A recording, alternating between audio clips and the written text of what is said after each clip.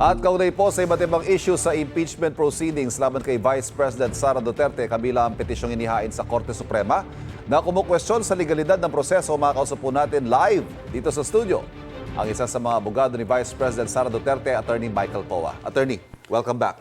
Thank you. Thank you. Good morning, Sir Ivan, at thank you for having us again. Attorney, natanggap niyo na ba yung subpoena mula sa House Justice Committee and are you going to attend? Sa ngayon, wala pa akong natatanggap. Okay. I'm assuming sa opisina ko sa law firm ko ipapadala yan. Pero sa ngayon, wala pa akong natatanggap. No? But as to your second question, if I will attend, definitely, I will attend. Of course, kailangan ko munang tingnan kung ano yung nilalaman ng subpoena. Yes. But if it's within the process, bakit hindi? No? Pero Nothing to ito'y hide. pinatatawag ka in your capacity as then Chief of Staff Yes. ng DepEd Secretary si Vice President Sara Duterte. Paano mo balak, how are you approaching this new development na pagpapatawag sa'yo sa House Justice Committee? Sa akin naman, if you remember, a year and a half ago, nung Committee on Good Government and Public Accountability, napatawag na rin ako doon. In fact, I attended all the hearings. Sinagot naman natin yung mga tanong. So kung doon naman ang, kumbaga, iikutan ng mga tanong, I think I will just answer directly based on my personal knowledge kung ano ba talaga ang participation. Because obviously, may participation doon sa issue ng confidential funds was limited lang talaga. No? Doon lang sa pagsagot sa COA, AOM, na sa ganun pa man, kung ano man ang nandun, tayo naman sasagot lang talaga ako kung anong nalalaman ko. Attorney, tinawag ni Vice President Duterte na isa na namang fishing expedition laban sa kanya itong isinasagawang pagdinig ng House Justice Committee. What did the Vice President mean by that? Well, sa amin kasi, no, sa defense at least, pag tinitingnan namin, alam naman natin na ang sinasagawa ngayon is to determine kung itong mga complaints na to ay dapat pang iangat sa Yes. plenary, for example, and then after that, iakyat sa Senado For trial, as yes. articles of impeachment. So, syempre, sa ating pananaw, pag ganun ang ginagawa natin, may mga may statements na nga na para tong preliminary investigation, then our position is dapat to determine probable cause. For example, you have to just look at the complaints, the allegations stated therein, and the attached evidence. So, kung ano man mga affidavits, o kung ano mga ebidensyang naka-attach. So, sa pananaw namin, going beyond that, then that's no longer just simply determination of probable cause. No? Okay. Especially, may mga, again, of course, may ibang pananaw ang ating mga honorable members of the Committee on Justice. At yan naman ay ginagalang din naman natin. Kaya nga nagkakaroon tayo ng debate kasi may sarili din kaming posisyon, Right. di ba? So, ngayon naman, we're not trying to debate. Ang intention lang natin is ilatag lang natin yung posisyon natin. Ang posisyon natin, for example, if you were to ask for SAL-ends of the Vice President from 2007 to 2024, 2025, I'm not even sure. No? But kung ganon, di ba, very clear naman sa ating Supreme Court decision na ang impeachable offense or offenses allegedly committed while in office as an impeachable officer. So para sa atin, yung 2007 onwards, yung mayor pa Yes. siya or vice mayor, Walang that is kinalaman irrelevant dito. already. No? So that's why siguro may mga ganyang pananaw na mukhang nagiging fishing expedition. However, yun nga, sa ngayon, kami naman, we're just really monitoring kung ano pa yung developments na mangyayari dito sa komite. Although we have already laid down yung aming fundamental objection dito sa proceedings na isinasagawa. With all due respect, of course, to the Yes. lawmakers. No? If I may, nung nakaraang hearing, napansin namin na may mga hindi naman sa nagalit, pero hindi nila nagustuhan yung aming liham na ipinadala sa kanila. Yes. I just want to state for the record that we really regret na ganun yung naramdaman nila. We had no intention na mang-away or ano. No. It's really stating the position of the defense that we feel that this is going beyond initiation of impeachment proceedings. Very clear ang constitution natin. Initiation, wala tayong question. Talagang nasa House yan. But when it comes to presentation of these witnesses na even witnesses na wala naman dun sa attached, wala namang affidavits na naka-attach sa complaint, this is already venturing into trial. Na sa atin, Senado ang may exclusive power. Ang sinasabi ni Congresswoman Luistro at saka ni Congresswoman Zamora ay may nakita ko mga news articles quoting them saying na hiningi ng depensa to eh. Ito ang gusto nyo mangyari, sinusunod namin tapos ngayon binabaril ninyo. Actually, ang hiningi ng depensa ito is to have our day in court, hindi ba? At yan ay mangyayari sa trial talaga. Sa atin naman, they have their constitutional duty to determine kung talagang itong mga reklamo ay dapat iakyat, and we respect that. But within the bounds, no, ng Constitution. Attorney, in a previous interview, tayo din nag-usap, speaking also of the impeachment, I remember asking you, gusto na ba ni Vice President Duterte sagutin ito once and for all? Yes, definitely. Isn't this a good opportunity at this early point para hindi na perhaps an attempt na hindi na ito makarating sa Senado, dito pa lang sagutin na natin para mabaril na, matigil na? Sa atin, kasi pagdating po dito sa committee, no, unang-una sa lahat, I think nung unang pinag-uusapan kung ano bang pwedeng mangyari sa komite, unang-una ang sinabi is the role of counsel is only to assist our client. Yes. So sa pananaw namin, paano yun? Pag may mga witnesses na present, we cannot even test the credibility of all these witnesses. Kumbaga medyo one-sided yung dating na they can say whatever they need to say against the Vice President or they want to say, whether true or fabricated, di natin alam. And we won't be able to test the credibility. So sa atin also, ang tingin talaga natin, kung ito ay sa tingin nila, ay akma na yung mga reklamo dahil meron ng sufficiency in form, sufficiency in substance, sufficiency in grounds.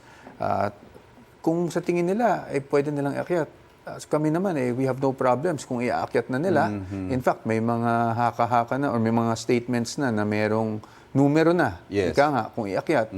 Yes, there's a statement to that effect by iakyat na natin. Congresswoman Zamora. At para doon naman, we can have the full-blown trial and the Vice President can finally have her day in court and we can present her defenses there. So, tama ba yung intindi ko, Attorney, na ang risk kasi dito, sabi ni Congresswoman Luistro na pag hindi sinagot ni VP Sara to, this will be resolved based only on the complaint. Hindi na niya marerefute yung mga accusations against her. But that is within the position and prerogative of the Committee on Justice. Kung mangyari man yun, well, sa atin naman is, sabi nga natin, wisdom na nila yun. Right. No?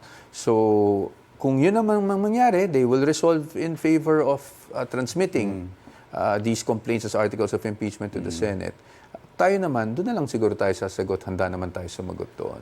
Attorney, nakonsulta ba kayo o maging si VP Sara Cauday dito sa inihaing TRO sa Korte Suprema ni Attorney Torion at iba mga abogado na kumukwestiyon sa legalidad ng impeachment case? Ako personally, hindi ako na-konsulta. No? Wala kaming naging pag-uusap ukol dito.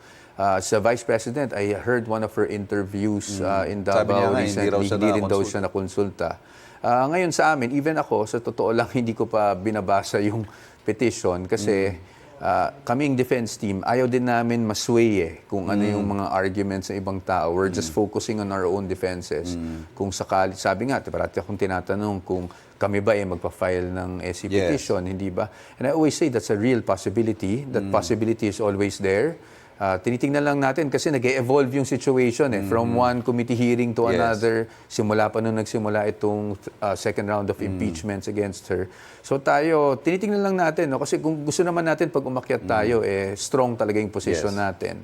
So that's a real possibility. Kaya sa ngayon, hindi namin binabasa kahit yung petition. So dumidistansya kayo dito sa petition ito, Attorney? You do not have anything to do with it, even if it benefits your defense or your hindi side. naman sa dumidistansya. It's just that the fact of the matter is hindi naman kami nakausap ukol dito. But again, we have nothing against this group. This group of lawyers probably felt that there were some constitutional infirmities and they felt it right to bring it up. Pero kami sa defense team, may sarili din kasi kaming strategy. So we'll just leave it at that. Ito na nga, nabanggit mo na kanina. Kumpiyansa si House Committee on Justice Vice Chair Isabel Zamora na may sapat daw silang bilang para ma-impeach si Vice President Duterte. Napag-usapan niyo na ba ng BC ito? Anong masasabi niyo rito? Hindi pa namin napag-usapan ng Vice Presidente, but of course, we cannot discount the fact that this is sui generis, talagang political and legal. So, kami naman, kung may numero na, so ano pa ba yung, bakit pa tayo magsasagawa nitong mga hearings kung talagang may numero na? Kung naman gusto naman nilang iakyat na, we will not object kasi that's within their power. Talaga namang botohan yan, no? At kung magkaroon ng botohan at may numero na at may akyat sa Senado, ready tayo, just like we were ready last year. Panghuli siguro, attorney, may mga nagsasabi kasi na ang dami namang delaying tactics, ang dami namang questions ng depensa. Why don't we just proceed with this hearing para mapatunayan na once and for all kung guilty ba o hindi, para may presenta yung ebidensya ni VP Sara sa kanyang depensa? Well, one, itong hearing naman to, hindi naman dapat guilty yung verdict, diba? Yes, They're yes, just oo. determining probable cause talaga. Second, ang posisyon namin sa mga hearings, talaga namang nasa rules ng House. And we have to admit, meron doon that they can conduct a hearing, no? A hearing. So that means kung ihahalin tulad nga natin, sabi nila sa preliminary investigation, clarificatory by nature.